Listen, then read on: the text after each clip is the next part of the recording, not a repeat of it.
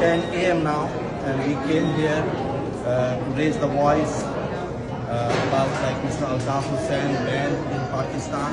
Lift ban on Alطaف Hussein, lift ban on MQM led by Alطaaf Hussein. We are here in congressional hearing today in Washington, D.C. Thank you very much.